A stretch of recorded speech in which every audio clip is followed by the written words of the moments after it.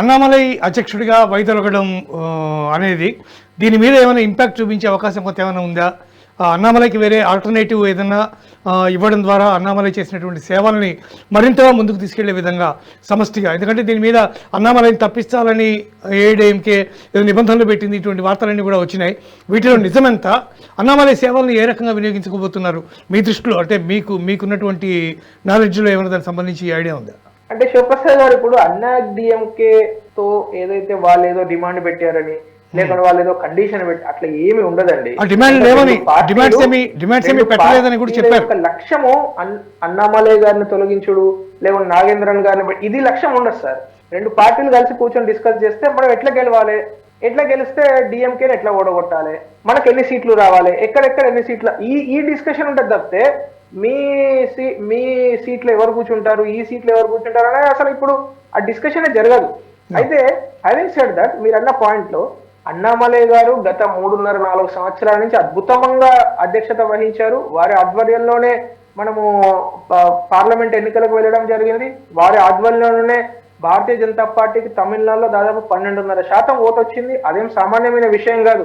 తమిళనాడు లాంటి చోట 12.5%, and that independent గా భారతీయ జనతా పార్టీ వెళ్ళి పార్లమెంట్ ఎన్నికలలో 12.5% తెచ్చుకోవడం అంటే అది సామాన్యమైన విషయం కాదు. సరే, 1-2 చోట్ల గెలవాల్సి ఉంటే గెలవలేదు, కానీ అన్నామలై గారి సేవలను భారతీయ జనతా పార్టీయే కాదు, ప్రతి కార్యకర్త, ఒక లీడర్షిప్ కాదు, భారతదేశంలో ఉన్న ప్రతి భారతీయ జనతా పార్టీ కార్యకర్త ఒకవైపు ఇప్పుడు మన తెలంగాణలో బండి సంజయ్ గారు కావచ్చు, కిషన్ రెడ్డి గారు కావచ్చు, ఆ తర్వాత ఈటెల రాజేందర్ కావచ్చు, ఇట్లా ప్రతి నాయకునికి సంబంధించి ప్రతి కార్యకర్త దాన్ని రికగ్నైజ్ చేస్తారు, అది ఫీల్ అవుతారు. అంటే ఈ కార్యకర్తలకు చాలా సింపుల్ గా ఉంటది కదా సార్, మంచి నాయకుడు జెన్యున్ గా పనిచేస్తున్నాడు అంటే ఆటోమేటిక్ గా కనెక్ట్ అయిపోతారు. అట్లాగే అన్నామలై గారికి కూడా దేశ స్థాయిలో ఆయనకు ఫ్యాన్ ఫాలోయింగ్ ఉంటుంది. ఆయన చేసిన కార్యక్రమాలు కావచ్చు, ఆయన చేసిన పాదయాత్ర కావచ్చు, ఆయన ఏ విధంగా భారతీయ జనతా పార్టీకి తమిళనాడులో ఒక బ్రాండ్ క్రియేట్ చేయగలిగారో దాన్ని ఖచ్చితంగా ఇక్కడ పార్టీ గుర్తించడం అంటే ఇది కాంగ్రెస్ పార్టీ లాగా అధిష్టానంలో ఏదో 4-5 కూర్చున్న కుటుంబ సభ్యులు గుర్తించాల్సిన అక్కడ ఇక్కడ పాయింట్ ఏంటంటే ప్రతి కార్యకర్త గుర్తించాలంటే ఆటోమేటిక్ గా పార్టీ గుర్తిస్తుంది అంతే.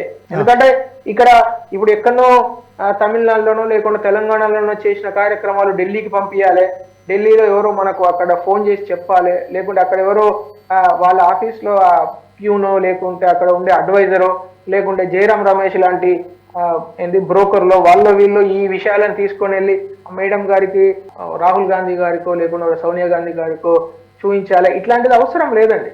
భారతీయ జనతా పార్టీలో స్వచ్ఛంగా జెన్యూన్ గా ఎవరైతే నాయకులు పనిచేస్తారో వాళ్లకు కార్యకర్తలు అట్లాగే నాయకత్వం అందరు కూడా సైమల్టేనియస్ గా గుర్తించబడతారు. ఎందుకంటే వాళ్ళు కష్టపడుతున్నారు కాబట్టి లక్ష్యం ఒకటే కదా సార్, లక్ష్యం భారతీయ జనతా పార్టీని దేశం కోసం, దేశ అభివృద్ధి కోసం, యువత మహిళల అభివృద్ధి కోసం గెలిపియాలి. అది ఒకటే లక్ష్యం. లక్ష్యము పైన కింద ఒకటే ఉన్నప్పుడు ఇంకా సమస్య ఉంది సార్. అందు గురించే అన్నామలై గారికి ఏ విధమైన ఉచిత స్థానం ఇవ్వాలో పార్టీ అట్లాగే కార్యకర్తలు ఆల్రెడీ ఒక ఆలోచనకు వచ్చేసి ఉంటారు. It's a matter of time. Maybe ఇవాళ కాకుండా ఇంకో 15 రోజులకో, లేకుండా ఇంకో 3 నెలలకో, ఇంకో 2 నెలలకో ఆయనకు పలానా పోస్ట్ ఇస్తారని.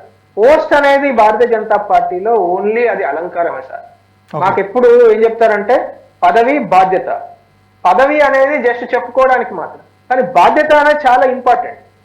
బాధ్యత అనేది పని నేర్పుతుంది, బాధ్యత అనేది పనిస్తుంది, బాధ్యత అనేది పని చేయడానికి ఒక కార్యకర్తకు అవకాశాన్ని కల్పిస్తుంది.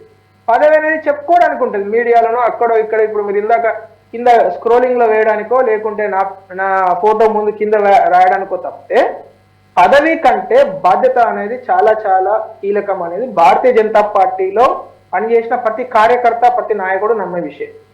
ఎందుకంటే ఇవాళ అన్నామలై గారు అత్యంత కీలకమైన బాధ్యతలలో పనిచేయబోతారు. భారతదేశంలో భారతీయ జనతా పార్టీ, మొత్తం దేశంలో భారతీయ జనతా పార్టీ ఏ విధంగా రేపు రాబోయే రోజులలో వికసించాలో కమిలం అన్ని చోట్ల కూడా దానిలో ఆయన కూడా ఆయన వంతు పాత్ర పోషిస్తారని ఖచ్చితంగా నమ్ముతున్నాను. ఈ వీడియో మీకు నచ్చినట్టయితే లైక్ చేయండి, 10 మందికి షేర్ చేయండి. అలాగే కామెంట్ల రూపంలో మీ అభిప్రాయాలను మాతో పంచుకోండి. Nationalist hub group of channels ను సబ్స్క్రైబ్ చేసుకుని తెలుగునాట జాతీయవాద జర్నలిజాన్ని ప్రోత్సహించండి. ఈ వీడియో కింద ఉన్న బెల్ ఐకాన్ పై క్లిక్ చేయడం మర్చిపోవద్దు.